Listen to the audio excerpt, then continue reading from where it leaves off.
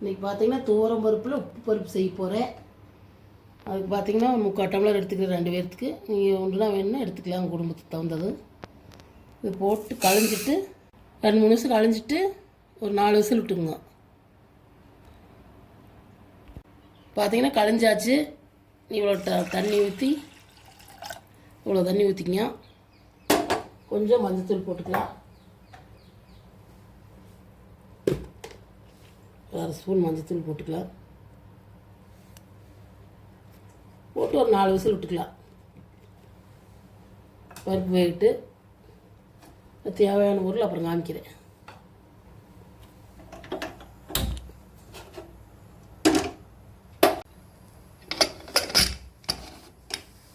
ஒரு 4 விசில் வரட்டு.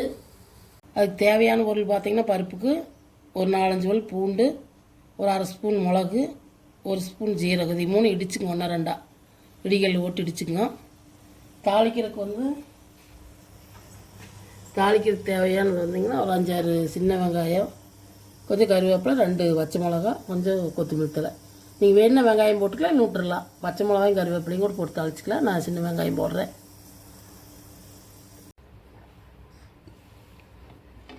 பார்த்தீங்கன்னா பருப்பு இந்த அளவுக்கு வெந்துருச்சு. ஒரு கடை கடைஞ்சிக்கலாம். வேணா கடைஞ்சிக்கலாம், வேண்டாட்டி அப்படியே தாளிச்சிக்கலாம். ஒரு கடை கடைஞ்சிக்கிறேன்.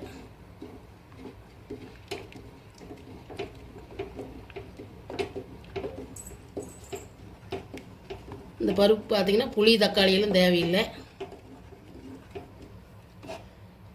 எங்கள் ஈரோடு சைட்லலாம் பார்த்தீங்கன்னா இது கல்யாணத்துக்கு முந்தின நாள் பருப்பு ஊற்றுவாங்க. அதனால் நீங்களும் செஞ்சு பாருங்க, டேஸ்ட்டாக இருக்கும். நீ தாளிச்சிக்கலாம். கடைச்சாச்சு.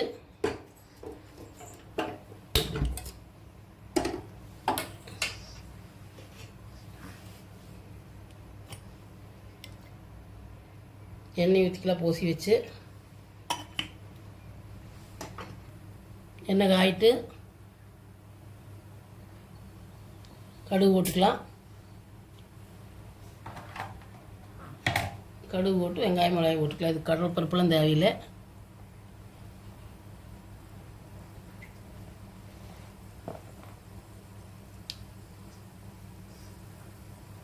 வெங்காயத்தை போட்டுக்கலாம்.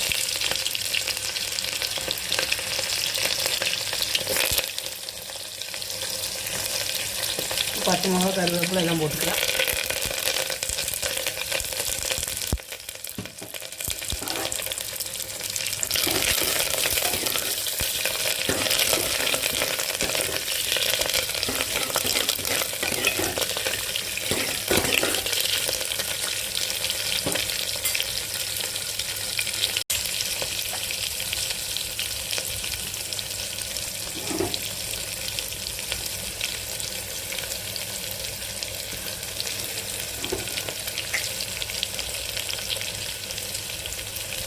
கொஞ்சம் வணங்கினதுக்கப்புறம் இந்த இடிச்சது போட்டுக்கலாம். சீரகம், பூண்டு இதெல்லாம்.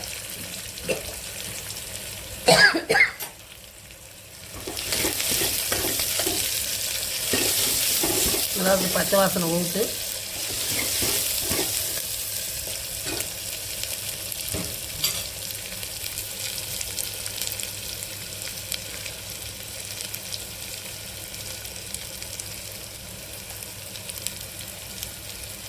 கொஞ்சம் பெருங்காயத்தூள் சேர்த்துக்கலாம். அப்படியே சொல்கிறதுக்கு மறந்துட்டேன்.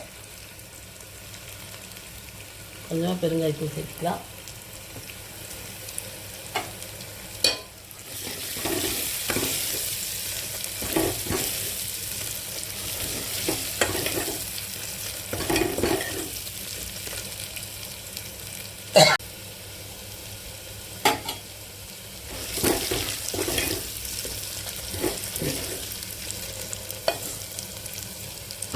வதங்கிடுச்சு. இப்போ பருப்பு ஊற்றிக்கலாம். தேவையான அளவு தண்ணி ஊற்றிக்கலாம்.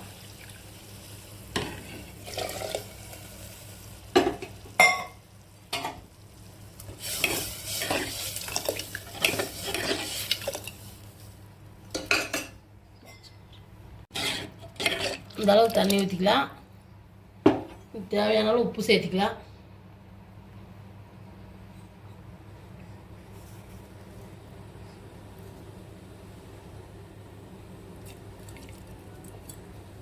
ஒரு கொதிக்கிட்டு கொஞ்ச நேரம் ஒரு கொதிக்கிட்டு